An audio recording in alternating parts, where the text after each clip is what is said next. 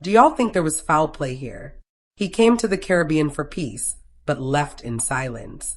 A 35-year-old American tourist was found dead floating in one of St. Lucia's most visited spots, Rodney Bay, just days after going missing.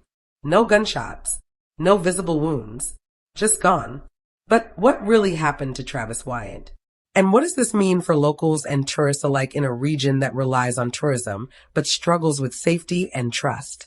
Today we're unpacking a case that's as unsettling as it is familiar, because whether it's a visitor from the US or a cousin from Canada, the questions are the same. What happened? Who's responsible?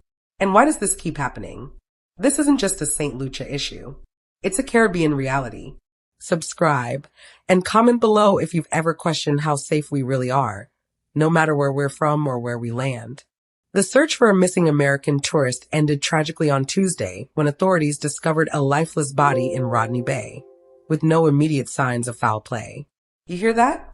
Not Port of Spain, not Spanish Town. Rodney Bay, the heart of Lucia's tourism, where you expect to sip rum, not read a eulogy. The Royal St. Lucia Police Force had been searching for 35-year-old Travis Wyant of Grayson, Georgia, who was vacationing on the island and scheduled to depart Monday, July 7th.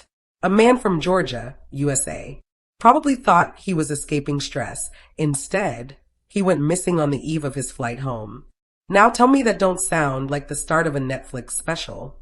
Concern arose when his family lost contact with him Sunday evening, and he failed to board his return flight. A missing persons alert circulated on social media Monday as investigators intensified their efforts. Family back home already knew something was off. That's the thing with Caribbean disappearances. It's often not the police. It's the auntie who ain't get a text back that starts the real search. Around 11 a.m. Tuesday, police responded to reports of a body floating near Rodney Bay's shoreline. The victim's description matched that of the missing tourist, according to Northern Division Superintendent Stephen Severin. A tourist floating just so in clear view of the public? Rodney Bay is no backwater. This is a central spot. This could have been witnessed by locals, kids, beachgoers, you name it. And still, somehow everything's a mystery? The police received a report last evening of an individual, an American citizen who had been holidaying at a hotel in the north of the island, Severin said Tuesday.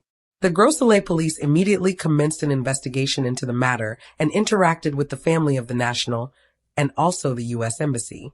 So clearly the case got attention, not just because he's American, but because this could impact the tourism industry heavy.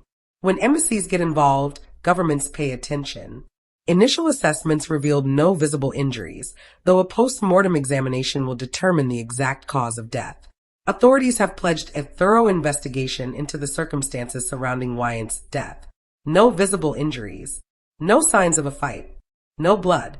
That opens up plenty theories. Medical episode while swimming. Substance issue.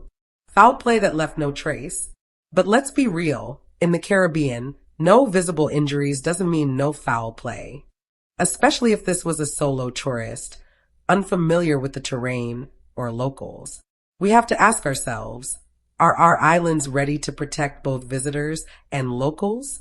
Because this isn't the first time a guest has come to paradise and ended up on a headline. Also, Lucia has been trying to balance luxury tourism with real-world crime, and cases like this will force that conversation. Travis Wyant was somebody's son, brother, and friend, and he deserved better answers than silence and speculation. Let's not wait for the next one to end up in the same waters before we take security seriously.